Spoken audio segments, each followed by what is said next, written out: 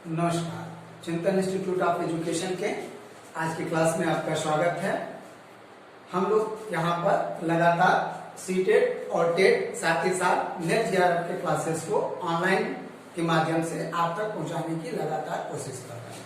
इधर बच्चों के लगातार बार बार प्रश्न आ रहे हैं कि सर सीटेट जो है क्या समय से आगे जाएगा या पीछे जाएगा। अभी तक वैसे कोई प्रमाणिक सूचना नहीं है, लेकिन हम लोग लगभग वही टेट मानकर चल रहे हैं कि जब हम लोग आसानी से सीटेट के सारे यूनिट्स को कवर कर लेंगे। अभी हम लोग इसमें पेडागॉजी और साइकोलॉजी सब्जेक्ट को उठाते हुए किया जा रहा है। एक टारगेट है कि लगभग इस महीने के बाद से हम लोग प्योर पेडागॉजी, जो आपकी हिंदी, संस्कृत यानी लैंग्वेज की पेडागॉजी और विद आपके फर्स्ट पेपर के जो पेडागॉजिकल पोर्शन है, उनको हम लोग आसानी से कवर कर लेंगे, बहुत आसानी से। साथ ही साथ एक सूचना आपके लिए ये भी है कि इधर पार्ट 3 जो most important topic of psychology, जिसमें आप पेडागॉजी, जिसमें कुछ इंडिविजुअल साइकोलॉजिस्ट और कुछ मेन टॉपिक्स को डिस्कस करना रह गया है, जिसकी सूचना आपको कल या परसों के वीडियो में मैं देने की कोशिश करूंगा। जिसमें मोस्ट इम्पोर्टेंट टॉपिक में जीन पियाजे, वाइगोट्स्की, कोहलबर्ग, इनसे बहुत ज्यादा प्रश्न को कवर किए जाते हैं। तो वह कौन कौन से पॉइंट्स हैं, वह कौन कौन से मुख्य शैक्षणिक बिंदु हैं कि जो कि उनके आधार पर इनको थ्योरी को डेवलप किया जाता है। और साथ ही साथ आपका कि एनसीएफ, आरटी और सीसी से संबंधित जो प्रश्न आते हैं, उनके बारे में लेक्चर मोड में आपको हम लोग सारे पॉइंट्स को बताएंगे। आप निश्चित रहिए, हम लोग पूरे एग्जाम के पहले अपने सारे क्लासेस को आसानी से कवर करेंगे। चलिए, आज हम लोग जिस टॉपिक पे चर्चा करने जा रहे हैं वह आपके सीटेट के बहुत इंपॉर्टेंट टॉपिक्स में से एक है, जिसका क्या नाम है आपका अधिगम अंतरण या स्थानांतरण, ट्रांसफर ऑफ लर्निंग, यानी नॉलेज का ट्रांसफर कैसे करना।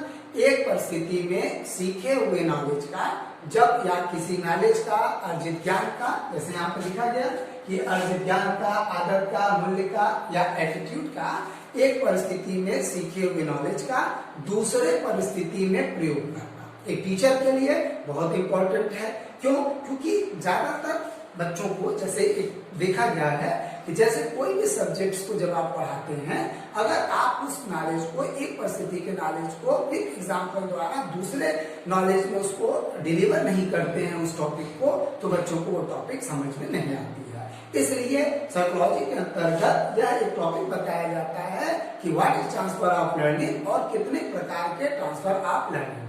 साथ ही साथ इसमें दो एक पॉइंट है जो कि कभी कभी अन्य किताबों में थोड़ा दुविधाजनक की स्थिति को डाल देता है। जैसे सपोज दैट कि कितने प्रकार के होते हैं, तो मैक्सिमम आपके कुछ लोग मुख्य प्रकार और गौण प्रकार में बांटते हैं। नंबर 1, तो मुख्य प्रकार में मुख्यतः ये 3 प्रकार में बांटे जाते हैं, लेकिन कहीं कहीं बुक्स में उसको nature of learning, types of learning and nature of learning, तो यहाँ पर कुछ टॉपिक्स में इसको नेचर ऑफ लर्निंग के रूप में भी इन बिंदुओं को लिया जाता है, तो उससे बहुत ज्यादा भ्रमित होने की स्थिति नहीं है। साथ ही साथ एक महत्वपूर्ण बात और, जब हम ट्रांसफर ऑफ लर्निंग करते हैं तो ट्रांसफर ऑफ लर्निंग में दो बहुत महत्वपूर्ण चीजें हैं कि या तो कोई ज्ञान अगले ज्ञान में सहायक हो अथवा बाधक। भाई किस तरीके से करेंगे इसको हम एग्जाम्पल के द्वारा समझेंगे उन चीजों पे। लेकिन कुछ किताबों, कुछ साइकोलॉजी जो है तीसरे प्रकार का, जो कि मैक्सिमम किताबों में दे दिया जाता है, लेकिन कुछ जो शून्य अंतरण है, क्योंकि यह किसी नॉलेज में, नई परिस्थिति नॉलेज में पुरानी परिस्थिति न तो सहायक होता है और न बाधक होता है, इसलिए शून्य अंतरण को स्वीकार नहीं करते हैं। तो उससे बहुत ज्यादा स्थिति नहीं है, आप जानते रहिए क्या है, फिर जैसा प्रश्न पूछेगा अकॉर्डिंग टू उसको हम लोग ट्रांसफर कर लिया जाता है। तो इसलिए कुछ किताबों में इस पे कुछ फैक्टर से तथ्य शून्य अंतरण अलग से नहीं होता है। क्यों? क्योंकि न ही ये सहायक होता है और न ही ये बाधक होता है, तो इस कंडीशन के आधार पर इसको कुछ लोग नहीं मानते हैं। चलिए आइए देखा जाए, या आपकी दुविधा वाला जो प्रश्न उसको मैंने पहले क्लियर कर दिया, अब हम लोग सिंपली एग्जाम्पल से उसको समझने की कोशिश करते हैं। जैसा कि मैंने कहा कि ट्रांसफर ऑफ लर्निंग क्या है आपका, कि एक परिस्थिति में सीखे हुए नॉलेज का दूसरी परिस्थिति में प्रयोग, that is transfer of learning. तो ट्रांसफर ऑफ लर्निंग के जो पहला प्रकार है उसमें आपका आता है सकारात्मक, धनात्मक या इसे हम पॉजिटिव ट्रांसफर ऑफ लर्निंग कहते हैं, जो यानी एक परिस्थिति में सीखा हुआ नॉलेज जब दूसरी परिस्थिति में सीखे हुए नॉलेज में क्या हो, सहायक हो। तो इस प्रकार के ट्रांसफर ऑफ लर्निंग को हम लोग क्या कहते हैं, आपका पॉजिटिव ट्रांसफर ऑफ लर्निंग कहते हैं। जैसे एक स्कूटी का नॉलेज आपका जो उससे मिलते जुलते दूसरी अगर कंपनी की स्कूटी में या स्कूटर के नॉलेज में दोनों के मैकेनिज्म मिल रहे हैं, मेटल मिल रहे हैं, मेथड मिल रहे हैं, तो इस प्रकार का जो नॉलेज है वह क्या है आपका कि transfer of learning, positive transfer of learning कहलाता है। इसी का दूसरा एग्जांपल देख लीजिए, दोनों चीज मैटर और मेथड चूंकि दोनों की मिलती है, आगे चल के जब हम अधिगम के सिद्धांतों की बात करेंगे तो वहां पर 2M की पॉइंट आएगा। 2M क्या है, मैटर एंड मेथड, जितना मिलेगा उतना ही पॉजिटिव ऑफ लर्निंग पॉजिटिव होगा। क्या जैसे आपका कि इसमें हिंदी का मैटर और मेथड बहुत हद तक संस्कृत के मैटर और मेथड से मिलता है, तो इसलिए इनमें क्या है, एक प्रकार का सीखा हुआ नॉलेज दूसरे प्रकार की भाषा को सीखने में क्या करता है, मदद पहुंचाता है। That is simple positive transfer of learning. अब आते हैं हम लोग दूसरे प्रकार के ट्रांसफर ऑफ लर्निंग पे आते हैं। दूसरा जो ट्रांसफर ऑफ लर्निंग है वह क्या कहलाता है, निगेटिव ट्रांसफर ऑफ लर्निंग या नकारात्मक अंतरण या स्थानांतरण, जो भी कह लीजिए उसको। अब इसके एग्जाम्पल दिखा, यानी जब एक परिस्थिति में सीखा हुआ नॉलेज जब दूसरी परिस्थिति में सीखे हुए नॉलेज में क्या करता है, बाधा उत्पन्न करता है, तो हम क्या करते हैं, हम उसे क्या कहते हैं, नकारात्मक transfer of learning, negative transfer of learning. जैसे अंग्रेजी सीखने का नॉलेज, अब हम संस्कृत सीखना चाहते हैं तो अंग्रेजी के वोकैबुलरी, उसका मेथड जो है संस्कृत में हमें बाधा उत्पन्न करेगा सीखने में। तो इस प्रकार का क्या है, ट्रांसफर ऑफ लर्निंग इसके अंतर्गत आता है।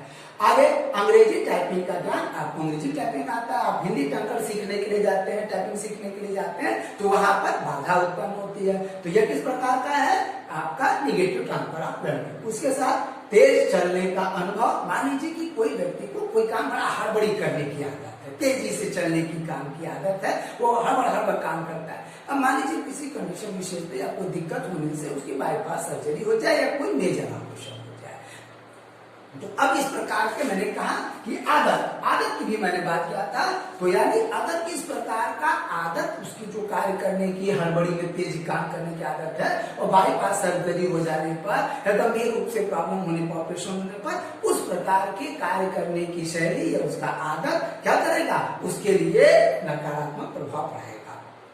इसी के आधार पर कुछ बुक्स में क्या कहते हैं, कुछ प्रोएक्टिव आपका लर्निंग एंड आपका रेट्रोएक्टिव लर्निंग की चर्चा करते हैं। तो मैं यहाँ पर इस टॉपिक में इसकी चर्चा नहीं करूंगा। ये फॉरगेटिंग टॉपिक के अंतर्गत जब हम आएंगे तो आपका अक्सर इस पे प्रश्न आते हैं कि प्रोएक्टिव आपका और रेट्रोएक्टिव लर्निंग जो है क्या है, तो हम वहां पे इस टॉपिक में इसकी चर्चा करेंगे। हम यहाँ पे इसकी चर्चा अभी रोकते हैं, इसके लिए आपको हमारे आने वाले वीडियोज में देखना पड़ेगा। आगे अब कुछ लोग, जैसे मैंने कहा कि उसको नहीं भी मानते, तो यानी जब एक प्रकार की परिस्थिति में सीखा हुआ नॉलेज जब दूसरे प्रकार की सीखे हुए नॉलेज में न तो सहायक हो और न ही बाधक हो, तो क्या कहता है, आपका जीरो ट्रांसफर ऑफ लर्निंग कहलाता है। पाक, जैसे अगर खाना पकाने का ज्ञान, जिसे पाक कला कहते हैं, पाक कला का ज्ञान सिंगिंग में क्या करता है, आपका कोई भी न प्रभाव डालता है न बाधा उत्पन्न करता है। तो इस प्रकार का जो है वो जीरो अंतर है, क्योंकि अंतरण हो ही नहीं रहा है। इसी आधार पर कुछ लोग इस अंतरण को नहीं मानते। आगे बैटिंग और नॉलेज, बॉलिंग के नॉलेज में कोई विशेष असर नहीं डालता है। एक चीज ये ध्यान रखिएगा कि आपका लगभग मैटर एंड मेथड के आधार पर, चूंकि मैंने कहा जब हम लर्निंग के सिद्धांतों के आधार पर आएंगे ट्रांसफर ऑफ लर्निंग पे, तो इन बिंदुओं पे चर्चा करेंगे कि किस तरह से हम एग्जाम्पल्स को आगे डिलीवर करें। चलिए अगला है, इसी प्रकार कुछ लोग गौर के आधार पर बांटते हैं, तो गौर यानी सेकेंडरी, ये प्राइमरी। अब इसके अंतर्गत 6 तीजेंद्र। तो जब ज्ञान का स्तर समान हो, मैटर एंड मेथड क्या हो आपका एकदम सेम कंडीशन में हो, मिलती जुलती, क्षैतिज आपका क्या है, सरफेस आपका समतल है, तो एक प्रकार के नॉलेज जो कि मिलता हुआ है उससे दूसरी परिस्थिति में जब हम प्रयोग करते हैं, दोनों के स्तर सेम हो, तो इस प्रकार को हम क्या करते हैं, क्षैतिज अंतरण करते हैं। जैसे स्कूटी चलाने का ज्ञान स्कूटर चलाने में हम लोग प्रयोग करते हैं, मान के चलिए बाइक चलाने में यूज कर सकते हैं। तो इस प्रकार का सेम आपका तो क्या कराएगा, क्षैतिज transfer of learning, horizontal transfer of learning कराएगा।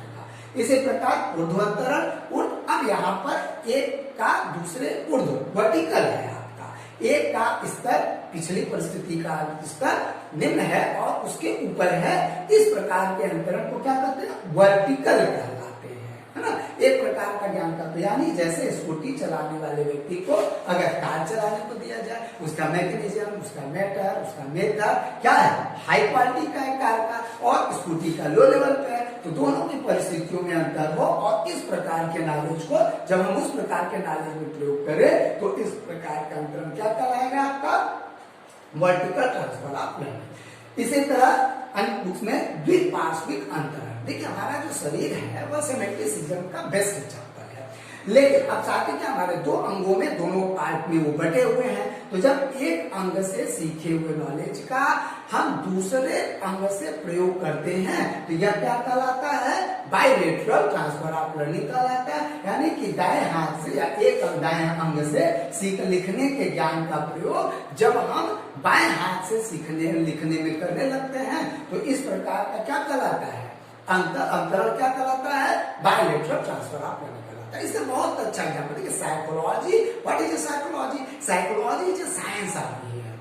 तो जैसे हम बार बार कहते हैं, इसका एक एग्जाम्पल आप देख सकते हैं कि स्वेटर बुनना, आप जब देखा ना, जैसे कि आपके मैक्सिमम दाएं बाएं हाथ के कॉम्बिनेशन से जो महिलाएं हैं घर की, जो हाथ से स्वेटर को बुनती हैं, तो अपने दोनों ही अंगों का वो व्यवहारिक रूप से प्रयोग करती हैं, और इस प्रकार का द्विपार्श्विक अंतरण का ये भी एग्जाम्पल हो जाता है। इसी की तर्ज पर कुछ पुस्तकों में अलग अलग इसमें एक वचन यूनिलैटरल की बात चल रही है, यानी एक प्रकार के अंग से यानी सीखा हुआ नॉलेज जब हम किसी दूसरे कार्य में प्रयोग करते हैं तो इस प्रकार का अंतरण क्या कहलाता है, आपका इस प्रकार का अंतरण यूनिलैटरल, एक पक्षी का करते हैं, ठीक है। तो इस प्रकार के अंतरण को क्या कहते हैं, एक पक्षी, यूनिलैटरल ट्रांसफर ऑफ लर्निंग के नाम से जानते हैं। जैसे पैर की मशीन से सिलाई, जैसे आजकल आप लोगों ने देखा होगा, इधर कोरोना चल रहा है, लॉकडाउन, तो वहां पे आपने देखा होगा कि जो इधर सिलाई मशीन होती है उसमें जो महिलाएं सिल रही होती है, तो एक ही साइड की तरफ दाएं तरफ उसको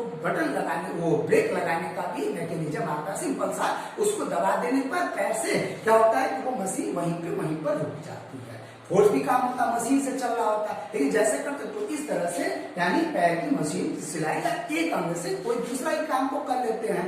मान के चलिए कि हम खाना बना रहे हैं, उसमें उसी दौरान हमें कोई दूसरा काम मोबाइल से ही करना है, हाथ हमारा दाएं बिजी है, तो इस प्रकार के एक ही अंग से जब प्रयोग हम किसी अन्य कार्य में करने लगते हैं तो वह क्या कहलाता है, यूनिलैटरल के अंतर्गत आता है।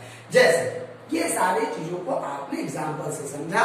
बच्चे बार बार इस प्रश्न को करते हैं कि सर टेट में, और देखिए टेट में बार बार कहा जाता है, पूछते हैं कि सर विद एग्जाम्पल, तो हम लोग यहाँ पर अपने सारे क्लासेस को, नेट के क्लासेस भी आपके ऑनलाइन चालू हो गए। आप हमारे चैनल को सब्सक्राइब करेंगे तो आसानी से उन सबसे टफेस्ट पॉइंट को चुना जा रहा है, और इसी तरह यहाँ पर एग्जाम्पल्स के माध्यम से बहुत ज्यादा थ्योरी की सीटेट नहीं पूछता है, वह आपसे प्योर एप्लीकेशन पूछता है, that is a part of pedagogy. तो पेडागोजी शिक्षक पढ़ाने का तरीका, तो जब आप प्योर एग्जाम्पल के आधार पर समझेंगे तभी सीटेट के प्रश्नों को आप निकाल पाएंगे। साथ ही साथ अब हम लोग आने वाले समय में, जिसको बताया गया कि पूरे समय से उसको पूरा किया जाएगा, एक महागाथा सीरीज को लेकर के आ रहे हैं, जिसमें हम लोग टोटल जो आपके नेट के और सीटेट के हैं मोस्ट टॉपिक, इंपॉर्टेंट टॉपिक्स को समय